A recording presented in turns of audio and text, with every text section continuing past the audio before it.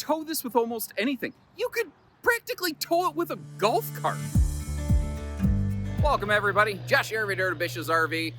Always working to bring you something new and different and interesting, and I think interesting is a word that definitely applies to this. This is one of the smaller little buggy things made by a company over here in Edwardsburg, Michigan, an hour from my front door at home, from a company called Modern Buggy.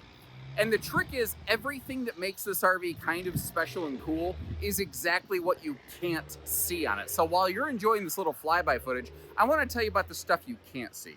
Like the fact that this has an all welded aluminum cage structure. There is really no wood in the structure of it. There's just a little bit of wood in the cabinetry. That's basically it. This thing only weighs 1,600 pounds empty dry weight with a maximum GVW of 2,200. So somebody like me, a Ford Maverick owner with a 4,000 pound tow limit, can reasonably tote this thing around.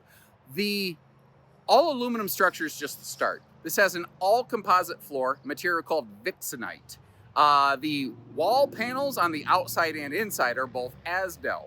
The roof has no rubberized roof membrane. It's an all fiberglass front to back sweep, so there's just fewer potential leak points there.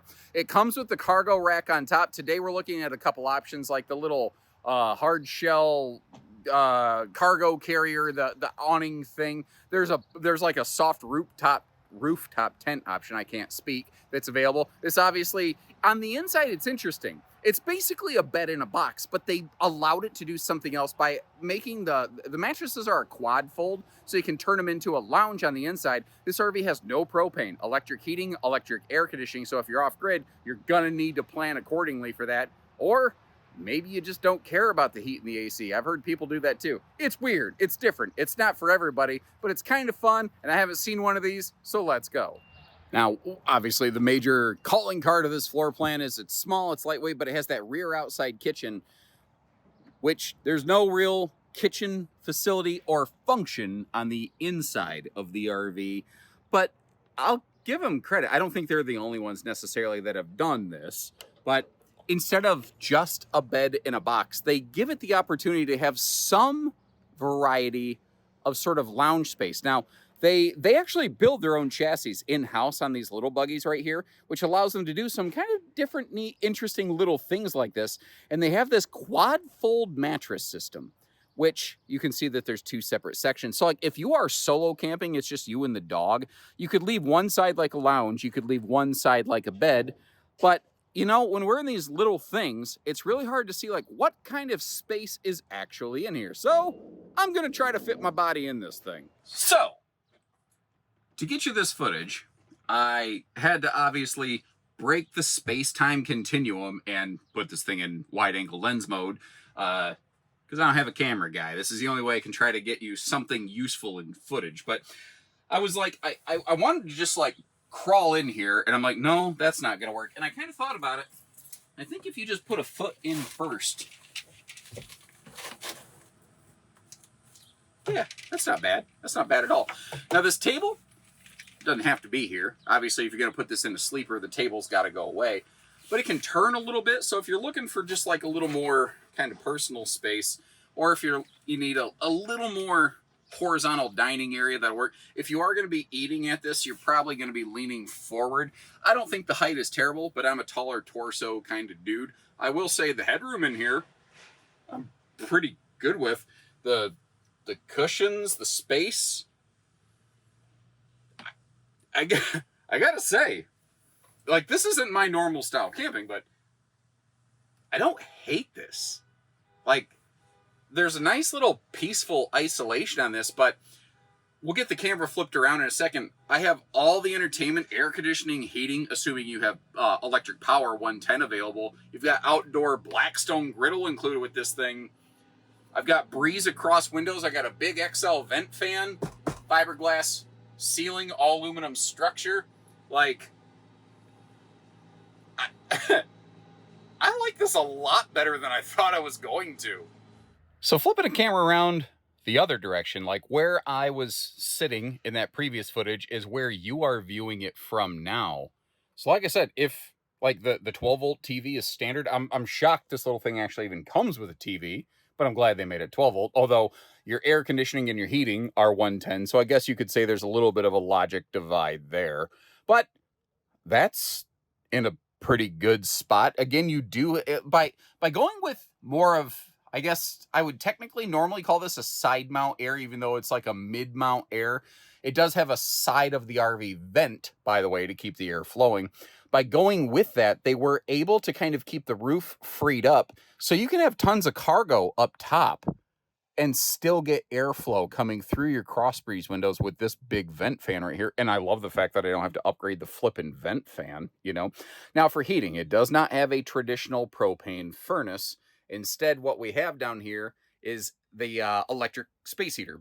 Most RVs, we call it a fireplace. But yeah, it's an electric heater. You are going to need 110 power for that. So you will want to plan accordingly. Now, what I've heard some people do is there are these small 12-volt power socket mini heaters, and this space is so small that they'll plug one of those in there, and I've seen people use those and say that it gets them through some pretty good stuff. I won't say like extreme Arctic winter season, but some weather, you know.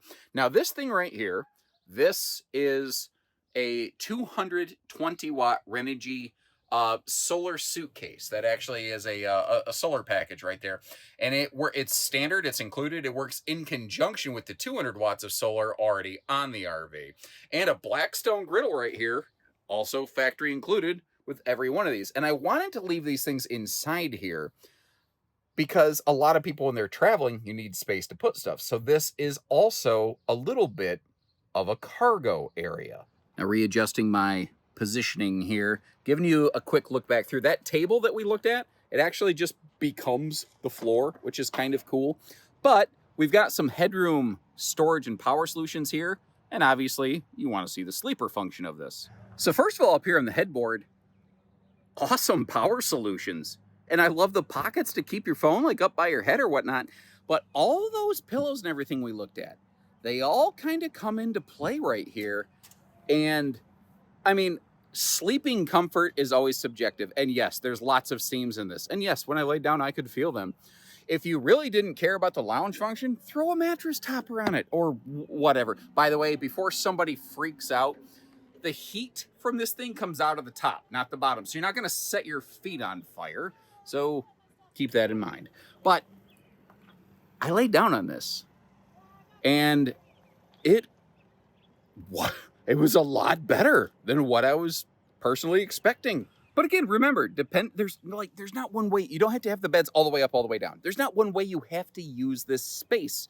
If you're just solo Jonesing, I don't know what that means. It felt right. It probably wasn't, though. The fact is, you could use one side as your sleeper, one side as your lounge, still have cargo space. Like, there's just a bunch of interesting ways you can go about using this otherwise very small space. First things first, taking another look at the weights and the measures over here. This is a small, light, narrow body, little bugger right here. This is going to tow and go very simply and easily. I also want to draw your attention to the fact, you see how the wheel wells stick out completely, basically, outside of the body of the RV. Single axle RVs never feel as peace of mind comfortable to a lot of people as a tandem axle RV. I totally get that. But when the axles are wider than the camper, it does provide it some stability. It's kind of like putting your feet wider if someone's trying to shove you over, you know what I mean? Now remember, below the fiberglass on the outside, basically you have Asdel. You have a welded aluminum cage structure. On the inside of that, you have an Asdel interior wall panel. You have that Vixenite composite floor system on the inside. So there's really not a lot of wood to worry about here. They also run on a Dexter Torflex axle system, which is kind of nice. And they actually, they do have this wheel well shield built for them so that it can hold 300 pounds. You can step on it. That's what I'm trying to say in English as I'm stumbling over words. Now, you don't obviously want to step on the light that is sticking out there, but if you need to stand on that to get up top to either the cargo rack, which is standard, or the that rooftop kind of cargo job, or the awning, you can do all that too. Now, the other thing I kind of thought about, this thing has 420 watts of factory solar. We're going to break that up and explain that in just a second. But if you wanted to slap a bunch more solar on the roof of this thing, you probably could. If you're looking for more space for batteries, your front powder-coated aluminum, I'm going to call it gearbox, offers that for us. And because this RV technically has no propane system, they are able to have a key lock on that. So depending on what you wanted to do with this, if you're looking for spots for wheel chocks and leveling blocks, perfect little location for that. If you want to pack this sucker with batteries, you are gonna be good to go. You know, one of the other things that I have actually really appreciated, you're seeing a little bit of it. Check these guys out, smiling and waving over here. They are doing a lot of like PDI work. These units are ready for shipping, and they just come out and randomly scan through stuff to make sure, like one last check to make sure everything's up and running. You know, they're flipping the battery disconnects, they're checking the solar charge controller, they're just doing that last layer of defense to make sure things are on the up and up, basically, before they just send this down the road. These side mount spare tires struck me as very odd initially, but the idea is kind of growing on me, because if you think about the location of a lot of spare tires on a lot of RVs, they're very difficult to reach and access and use.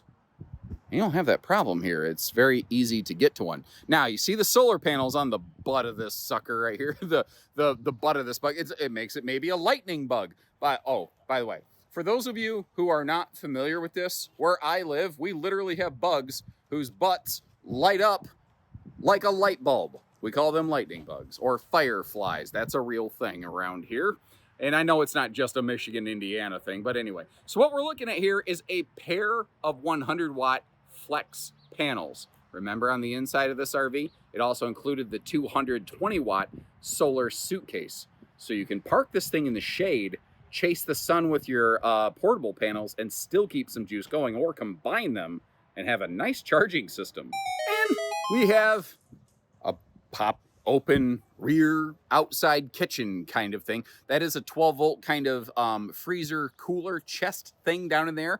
It's technically portable. You don't actually have, it's not like mounted to the RV. That's why it's actually a buckle strap down for transit. The countertops back here are actually solid surface, and they went with that because this is an area that could be exposed to more moisture. You do still have some wooden cabinetry, so keep that in mind. You don't want to leave this open in the rain or be stupid about it.